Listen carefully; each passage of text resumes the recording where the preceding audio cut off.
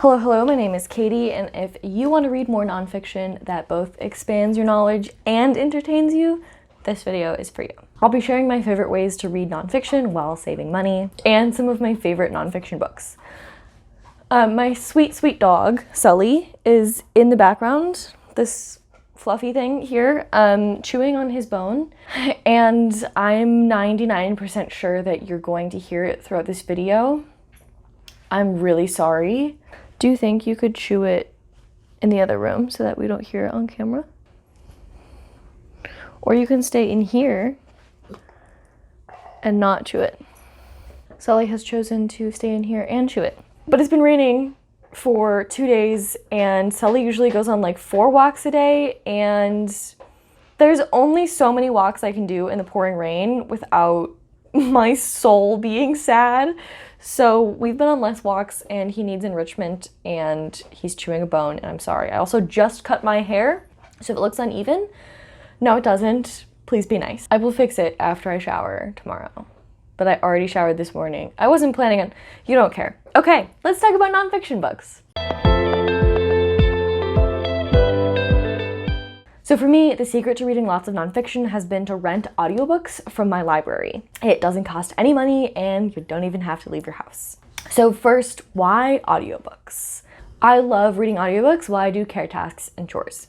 Cleaning my house, listen to an audiobook to make it less boring. Taking my dog on his 5th walk of the day, listen to an audiobook to distract myself from the pain in my knees. Making dinner, audiobook. Grocery shopping, audiobook. I get so much reading done this way, and it makes my care tasks so much easier to do. Part 2, speed. So I used to hate audiobooks because they are read at a normal speaking pace, and my brain needs to go 1,000 miles an hour or it shuts off and is useless. So I like to listen to my audiobooks on 1.25 to 2.5 times speed, and that helps me focus on them, and I end up getting through them a lot quicker. But honestly, it's not for the speed of reading the book, it's so that my brain can focus on the book. So play around with the speed of audiobooks, maybe that'll help. The last reason why I love audiobooks for nonfiction is because a lot of the times, especially if it's a memoir or an autobiography, the author will read the audiobook themselves. So it's like you're getting an extra element to the book that you would miss if you were reading it in print. It's like the author's doing a book reading right in front of you while you're on your walk with your dog or cleaning your house. How perfect is that? Okay, so now for why I get my nonfiction audiobooks from the library. I get my books from the library in audiobook form because it's free and I don't have to leave my house.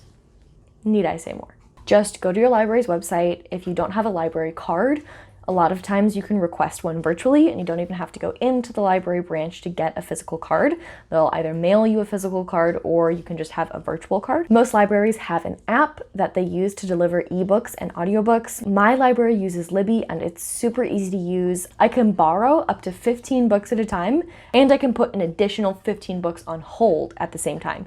So you can have 30 books in your arsenal at the same time, which I love doing because sometimes books have a really long wait time. So every month, generally, I go through my nonfiction TBR and I just search every single book that's on it in the app, and then the ones that are available to borrow, I'll borrow. The ones that aren't, I'll put on hold, and generally a handful of them will be ready right away and I can start reading. And then the ones that are on hold will come up every couple weeks, and it actually works out perfectly. Now, to help you with your own list of things to put on hold at your library, let me tell you about some of my favorite nonfiction books. Okay, we're gonna go rapid fire here because I don't want this video to be super long, and the good thing about doing it this way is you don't have to learn a whole lot about a book before you dive into it. If this one sentence sounds remotely interesting, go see if your library has it. You can download it, start listening right away if you don't like the first chapter. Move on. Next book. You didn't spend any of your money, you spent like 5 minutes of your time. Okay, rapid fire, let's go. Invisible Women is an incredible book about the gender bias in data. The parts on clinical trials and cars blew my mind. First one that I have physically is Backlash. It is an incredible book about feminism and the backlash of activism. And I bought this book used for class, and it's an autographed copy. How lucky is that? When you buy used books, you never know what you're gonna get. Sometimes you get an autographed copy. Amazing.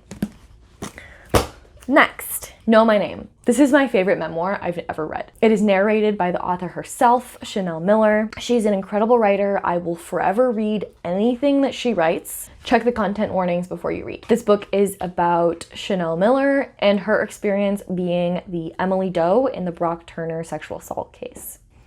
Hello? Hello? Happy boy. Why They Do It is a very interesting book about white-collar crime. My favorite nonfiction book of all time I don't have with me because I gave it to my dad because I wanted him to read it. It is called Brotopia, Breaking Down the Boys Club of Silicon Valley, I believe is the secondary title. I love this book so much. Everyone who wants to be an entrepreneur or work at a startup or be in that space at all needs to read this book. Exceptional. Exceptional. Educated is a really intense audiobook, so definitely check the trigger warnings before you listen. There's a lot of physical abuse in this. This is a memoir. The author grows up in an abusive Mormon family. She wasn't allowed to go to school, and this is basically her journey of educating herself and finding education opportunities. It's an amazing read. Eloquent Rage, an amazing book. I believe this one is also narrated by the author. I love the term eloquent rage. Exceptional. And the entire book is that way. I mean, like, listen to some chapter titles. We've got White Girl Tears, Orchestrated Fury, Smartest Man I Never Knew, Strong Female Leads. It's great. Read it. Audiobook, great. Trick Mirror, a very fun memoir about reality TV, the cult of efficiency, and life on the internet. Be More Pirate is a very fun book. I believe the audiobook, yes, the audiobook is narrated by the author again. It's talking about the lessons we can learn from pirates and how, like, advanced socially they were in their time, and talks about the lessons that we could learn from pirates. Very fun. We Are the Weather is also read by the author, and this one is perfect in audiobook. People who have read both the print and the audiobook have preferred the audiobook because you get to hear the author's inflection, and we've got climate change, veganism, guiltily eating burgers in airports. It's a great read. Next we have Rat Girl. This is one of my favorite books of all time. We have music, bipolar, motherhood, pregnancy. The lyrics were at once impassioned and removed as if someone else, someone who cared, was telling me what happened in black and white and then coloring it in with dream crayons. Good book. Cultish talks about the language of cults and cult-like things. I made a whole video about it. If you'd like to watch it, it's up here. This one talks about the innovation blind spot in venture capital investing and why we invest in the wrong ideas. Very good read. This is an interview, which I think would be really, really cool to read as an audiobook, talking about Black feminism and the Combahee River Collective. Okay, Sally's gonna join. Last one I have is Sister Outsider by Audre Lorde. This one is a collection of essays and would be great to keep on your bedside table to read one essay at a time or to get the audiobook of and listen to them all at once. This one is an honorable mention because I did not read this as audiobook, but it does have a few graphs and charts in it that I think might not be great for audiobook form. Basically, this is about why we do the things we do. It's got neuroscience, sociology, psychology, the biology of humans at our worst and best. I think I said no barking. Yeah. Good boy. Okay. Well, those are all of my book recommendations. If you enjoyed this video, please give it a like and let me know why so I can make more videos like it. Let me know what nonfiction books you're reading in the comments. Do you have any recommendations? Which one of these do you think you're gonna pick up? If you like this video, I think you'll enjoy Sally barking. And also this video. If you'd like to stick around and see more of this fluffy dog, please consider subscribing. I will see you next week for our February wrap-up. Goodbye!